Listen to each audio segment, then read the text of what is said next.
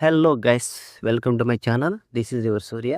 So ఈరోజైతే మనం మా విలేజ్ నుంచి అరుణాచలం టెంపుల్కి అయితే బయలుదేరిపోయాం. సో ఇక స్టార్ట్ చేద్దామా. ఈరోజు మనం భారతదేశంలోని అత్యంత పవిత్రమైన శైవ క్షేత్రాల్లో ఒకటైన అరుణాచలేశ్వర టెంపుల్ గురించి తెలుసుకుందాం.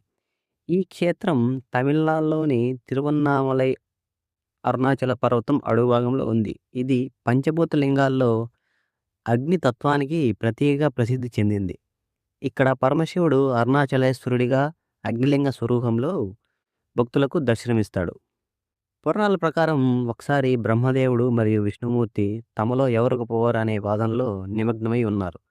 వారి అహంకారం కోసం వారి అహంకారం తొలగించడానికి పరమశివుడు అనంతమైన అగ్నిస్తంభ రూపంలో ప్రత్యక్షమయ్యాడు. ఆ అగ్నిస్తంభానికి మొదలు చివర కనుగొనలేక ఇద్దరూ తమ తప్పును గ్రహించి శివుని మహిమను అంగీకరించారు. ఆ అగ్నిస్తంభమే తరువాత అరుణాచల పర్వతంగా అవతరించిందని భక్తుల విశ్వాసం. అందుకే అరుణాచలం శివుని ప్రత్యక్ష స్వరూపంగా పూజిస్తారు అక్కడ భక్తులు. అరుణాచలేశ్వర ఆలయం వేల సంవత్సరాల చరిత్రను కలిగి ఉంది. ప్రస్తుతం కనిపించే ఆలయ నిర్మాణంలో ఎక్కువ భాగం చోళ రాజుల కాలంలో నిర్మించబడింది. కొద్ది రోజుల తర్వాత విజయనగర రాజులు మరియు ఇతర రాజవంశాలు ఆ ఆలయాన్ని మరింత అభివృద్ధి చేశారు. ఈ దేవాలయం సుమారు మనకు 25 ఎకరాల విస్తీర్ణంలో చాలా అద్భుతంగా ఉంటుంది.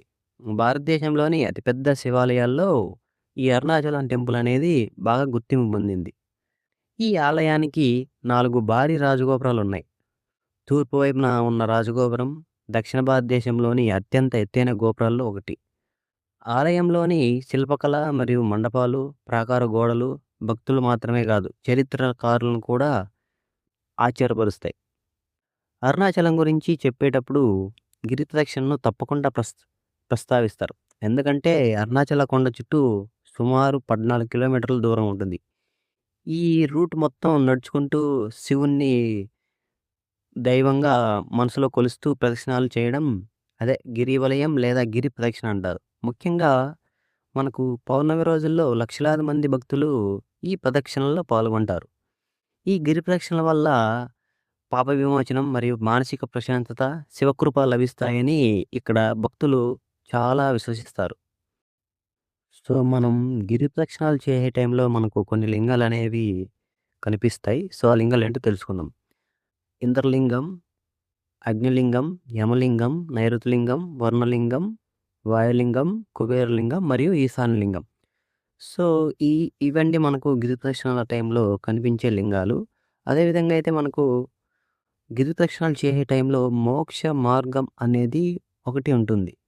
సో ఇదొచ్చేసి మరణచక్రం నుంచి మనకు విముక్తి పొంది దేవుడి దగ్గరకు అంటే దేవుడి దగ్గరికి వెళ్ళడానికి ఇది ఒక మార్గం అనమాట. అందుకే దీన్ని మోక్ష మార్గం అంటారు. ఇది మనం ఇటువైపు నుంచి అటువైపు అంటే దాన్నేమంటారు? దూరి రావడం. దానివల్ల మనము మోక్షం పొందుతామని ఇక్కడ భక్తుల విశ్వాసం. సో దీనివల్ల మనకేమొస్తాయంటే జ్ఞానయోగం పొందుతాం. భక్తి యోగం పొందుతాం. అదేవిధంగా కర్మయోగం గూడా పొందుతాం. రాజయోగం గూడా ఉంటుందని ఈ మోక్ష మార్గం వల్ల చాలామంది భక్తులు నమ్ముతారు. అరుణాచలంలో జరిగే అత్యంత ప్రసిద్ధ ఉత్సవం కార్తీక దీపం. కార్తీక మాసం పౌర్ణమి రోజున అరుణాచల కొండ శిఖరంపై భారీ దీపాన్ని వెలిగిస్తారు. ఇది శివుని అత్యంత జ్యోతి స్వరూపాన్ని సూచిస్తుంది.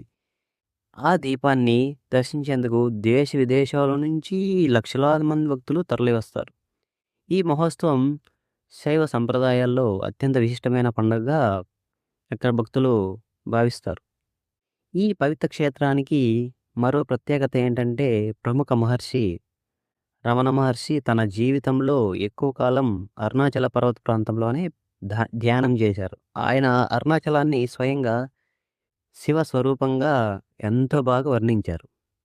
అందుకే ఇక్కడ రమణ మహర్షి ఆశ్రమం అనేది ఎంతో ఫేమస్ అనమాట. ప్రపంచం నలుమూలల నుంచి ఆధ్యాత్మికంగా సాధకులు ఇప్పటికీ అరుణాచలానికి వచ్చి ధ్యానం చేస్తూ ఉంటారు.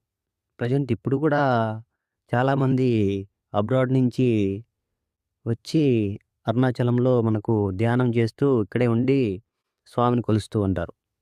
ఇక్కడ భక్తుల నమ్మకం ఏంటంటే అరుణాచలం అనే పేరును స్మరిస్తూ శివుని అనుగ్రహం లభిస్తుందని చాలామంది భక్తులు నమ్ముతారు. అందుకే ఈ క్షేత్రానికి మోక్ష ప్రదాయక క్షేత్రంగా భావిస్తారు. అరుణాచలేశ్వరుని దర్శనం, గిరి ప్రదక్షిణ మరియు కార్తీక దీప దర్శనం మన జీవితానికి ఎంతో ఆధ్యాత్మికంగా శాంతిని, దైవ అనుభూతిని అందిస్తాయని ఇక్కడ భక్తులు విశ్వసిస్తారు.